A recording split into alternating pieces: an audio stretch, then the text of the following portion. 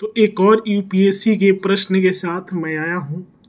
तो ये जो प्रश्न है ये है कि धान गेहूं प्रणाली को सफल बनाने के लिए कौन से प्रमुख कारक उत्तरदायी है। इस सफलता के बावजूद यह प्रणाली भारत में अभिशाप कैसे बन गई, 250 शब्दों में लिखना है। तो उत्तर के बाद भूमिका और टू द पॉइंट प्रश्न का उत्तर लिखने की कोशिश करें। जितना स्पष्ट और सरल भाषा में लिखेंगे उतना अच्छा नंबर मिलने का चांसेस रहेगा। तो भूमिका लिखना है कि धान गेहूं चक्रण दक्षिण एशियाई देशों का सबसे प्रमुख फसल प्रणाली है। भारत के उत्तरी मैदानों में भी इस प्रणाली को अपनाया जाता है। इस क्षेत्र के 10.5 मिलियन हेक्टेयर भूमि पर धान गेहूं प्रणाली को अपनाया गया है। भारत के अतिरिक्त पाकिस्तान, बांग्लादेश तथा नेपाल में भी कृषि की यह प्रणाली मौजूद है। भारत में धान गेहूं चक्रण भारत के उत्तरी राज्यों में इसे अपनाया गया है। पंजाब, हरियाणा, उत्तर प्रदेश, मध्य प्रदेश तथा बिहार में इस फसल प्रणाली के माध्यम से उत्पादकता को बढ़ाया गया है। देश के कुल फसल उत्पादन का 75% धान गेहूं प्रणाली से प्राप्त होता है। धान खरीफ फसल है जबकि गेहूं रबी फसलों के अंतर्गत आता है। प्रणाली की सफलता के कारण भूमि सुधार फसलों की उत्पादकता को बढ़ाने के लिए भूमि सुधार की प्रक्रिया को अपनाना आवश्यक है। इसके अंतर्गत मध्यस्थों की समाप्ति, किराएदारों को स्वामित्व प्रदान करना तथा सहकारी कृषि को बढ़ावा दिया जाता है। उच्च गुणवत्ता युक्त प्रजाति के बीज हरित क्रांति की सफलता के बाद उच्च गुणवत्ता युक्त प्रजाति के बीज प्रयोग में आने लगे, जिससे अधिक उत्पादकता हुई है। वर्ष 1966 के बाद खाद्यान्नों के उत्पादन में वृद्धि अधिक उत्पादकता वाले बीजों को प्रजाति के कारण हुआ है। रासायनिक उर्वरकों की मांग हरित क्रांति के बाद तेजी से बढ़ी। फसलों की तीव्र उत्पादकता के लिए रासायनिक उर्वरकों का उपयोग एक महत्वपूर्ण कारक रहा है। इसने हरित क्रांति को सफल बनाया। सिंचाई सुविधा का विस्तार कृषि उत्पादकता में वृद्धि के लिए सिंचाई सुविधाओं के विस्तार को महत्वपूर्ण माना जाता है।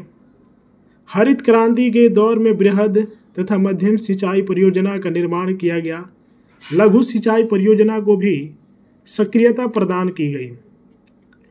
कुएं तथा नलकूपों की सहायता से बहुफसलीय प्रणाली को बनाया गया है। आधुनिक खेती सिंचाई के नए प्रकारों तथा फसलों के सूखा से संरक्षण के कारण उत्पादकता में तीव्र वृद्धि हुई है। मशीनीकरण कृषि क्षेत्र में मशीनों के प्रयोग से रोजगार प्रभावित हुआ है, किंतु इसने उत्पादकता को प्रोत्साहित किया।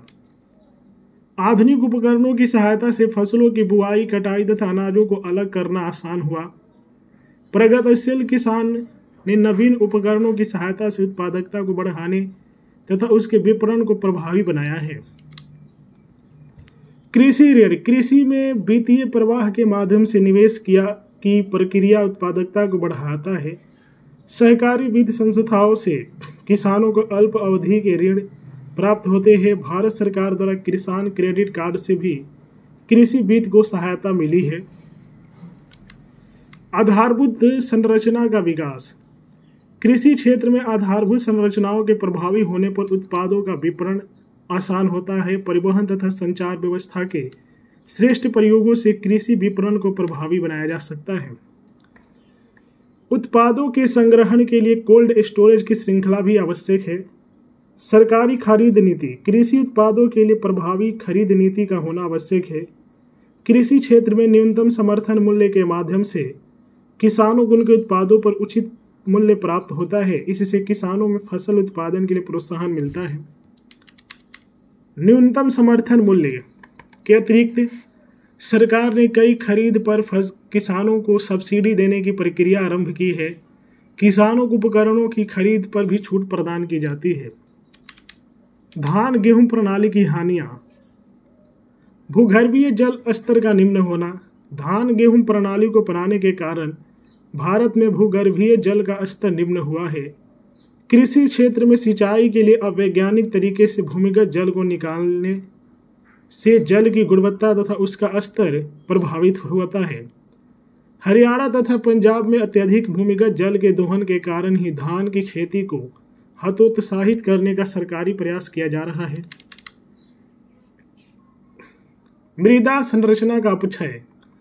भूमिगत जल के स्तर का निम्न होना तथा भूमि सतह पर जल के प्रवाह के कारण मृदा संरचना का अपक्षय होता है। मृदा संरचना अपक्षय का प्रभाव अंततः कृषि उत्पादकता पर पड़ता है। जैव विविधता ह्रास।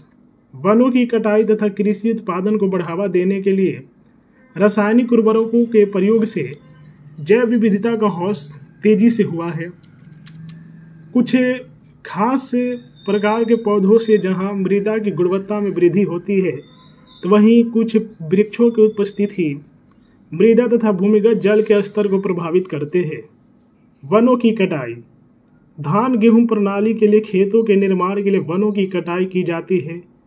विकासशील देशों में वनों को साफ कर कृषि की प्रक्रिया अपनाई जाती है। यह कृषि की इस प्रणाली की सबसे बड़ी कमी है, जो वनों की कटाई को लगातार प्रोत्साहित करता है। स्वास्थ्य संबंधी प्रभाव। धान गेहूं प्रणाली में फसलों की उत्पादकता को प्रभावी बनाए रखने के लिए कीटनाशकों के प्रयोग से उपभोक्ता के शरीर में फसल उत्पादों के माध्यम से ऐसे केमिकल एजेंट प्रवेश करते हैं। यह कई प्रकार के रोगों का जनक है तथा स्वास्थ्य संबंधी प्रभाव में वृद्धि होता है। मोनोक्रॉपिंग की समस्या। हरित क्रांति ने भारत में मोनोक्रॉपिंग को बढ़ावा दिया है। इसके कारण एक ही भूमि पर लंबे समय तक एक फसल का उत्पादन किया जाता है, जिससे मृदा की उर्वरकता का क्षय होता है। कृषि उत्पादों की गुणवत्ता पर भी प्रभाव पड़ता है। निष्कर्ष। वर्तमान समय में खाद्यान्न उत्पादन हमारी आवश्यकताओं के अनुरूप है। यह हरित क्रांति के कारण तकनीकों के विकास तथा फसलों की प्रजातियों के विस्तार से संभव हुआ। कृषि के नए तरीकों को प्रोत्साहित करने की आवश्यकता है, जिसकी सहायता से रासायनिक उर्वरकों तथा कीटनाशकों का प्रभाव कम किया जा सके। कृषि को आधुनिक प्रौद्योगिकी में प्रोत्साहित करने के बाद मृदा अपक्षय तथा वन आवरण को कमी की समस्या को रोका जा सकता है। तो ये एक यूपीएससी का प्रीवियस ईयर प्रश्न है। यदि आप लोग यूपीएससी की तैयारी करते हैं और यूपीएससी के प्रीवियस ईयर प्रश्न देखना चाहते हैं, तो मेरे चैनल से जुड़ जाएं, सब्सक्राइब करें। ये एक ऐसा जॉब है, ये देखिए, ये भारतवर्ष का टफेस्ट जॉब है। इसका फिजिकल भी बहुत हार्ड होता है और मेंटली भी आपको बहुत मजबूत होना पड़ेगा, तब जाके यह एग्ज़ाम आप क्रैक कर पाएंगे। क्योंकि देखिए, नंबर 1 जॉब है। रेयरली केस में कोई ही तैयारी करता है, लेकिन कोई कर ले तो बहुत अच्छा भी जॉब है। तो इसी तरह के वीडियो देखने के लिए मेरे चैनल को सब्सक्राइब करें, वीडियो को लाइक करें।